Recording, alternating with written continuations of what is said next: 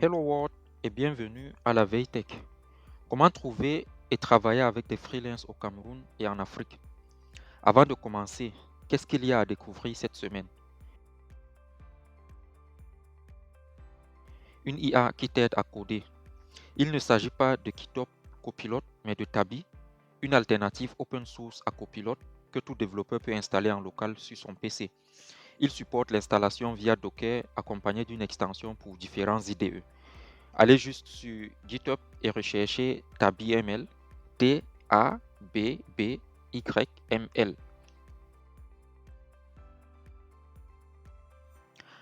Avez-vous suivi la sortie de Zuckerberg sur la vision pro d'Apple? Depuis qu'Apple s'est lancé dans la réalité virtuelle, on a pour impression que l'ère des casques VR, qui a commencé depuis longtemps, va maintenant s'accélérer.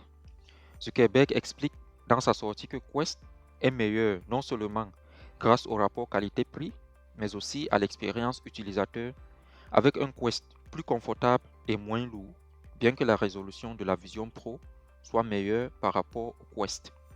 Il s'agissait là d'un merveilleux coup de com' que j'ai beaucoup apprécié. Une fois de plus, bienvenue dans ce nouvel épisode de Veitech consacré au freelancing au Cameroun et en Afrique. Je suis votre hôte, Nasser, promoteur de PIF, et aujourd'hui, je vous dis comment trouver et travailler avec des freelances.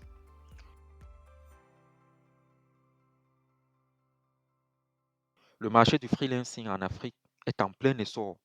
De plus en plus de personnes, jeunes et moins jeunes, se tournent vers le travail indépendant pour profiter de la flexibilité et de l'autonomie qu'il offre. Profitez ainsi de cette occasion pour produire de la valeur face à un environnement dans lequel malheureusement le taux de chômage est élevé.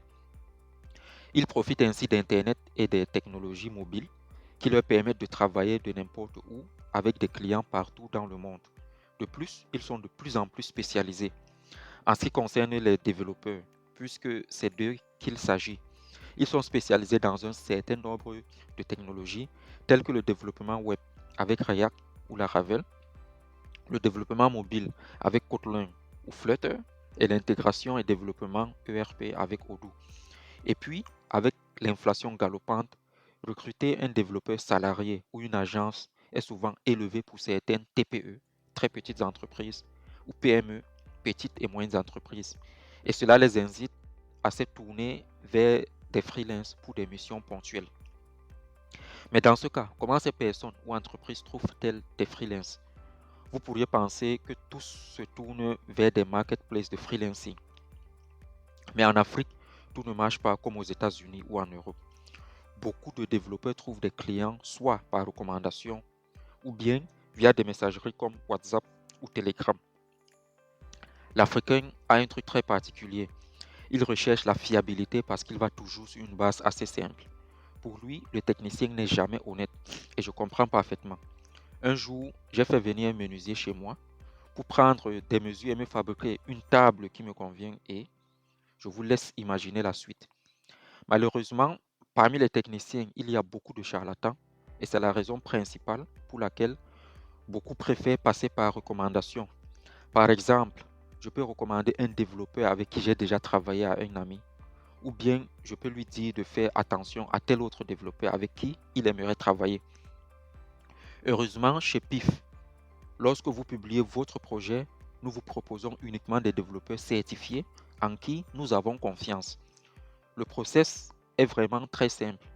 Vous nous dites de quoi vous avez besoin en publiant votre mission et notre plateforme vous met en contact avec des développeurs de confiance. C'est aussi simple que ça. En retour, nous suivons l'évolution de votre projet et nous assurons que votre cahier des charges est respecté. C'est vrai qu'il existe plusieurs autres plateformes en ligne qui permettent de trouver des freelances au Cameroun et en Afrique et vous les connaissez sans doute mieux que moi. Sauf qu'il y a un bémol, surtout en ce qui concerne le freelancing au Cameroun. Des fois, le développeur livre effectivement le projet au client, mais ce dernier ne le paye pas. Ou bien c'est le client qui paye ou fait une avance au développeur qui ne livre pas le projet. C'est pour éviter ces soucis qu'une fois de plus, PIF intervient dans le processus de paiement. Le client verse une avance ou la somme entière à PIF, le développeur livre, puis il est payé. Sinon, nous intervenons pour arbitrer et le client est remboursé entièrement si le projet n'a pas été effectué. Ensuite, la question qui se pose naturellement est comment travailler dans ces conditions. Le plus important est tout d'abord de bien définir les termes de votre accord. N'allez pas à la va-vite. Prenez le temps de bien définir comment vous allez travailler ensemble ou rapprochez-vous de PIF. Le but ici est de créer la confiance entre vous. D'autre part, il est important de bien définir vos besoins et vos attentes. C'est pourquoi lorsqu'un client publie une mission sur PIF, nous entrons en contact avec lui pour nous assurer qu'il n'y a pas d'ambiguïté et que son besoin est clair. Et surtout maintenir une bonne communication entre vous. À cet effet, je vous invite à écouter le dernier épisode sur l'art de communiquer. Je suis sûr que cet épisode vous plaira. Il s'agit de l'épisode Veitech numéro 4.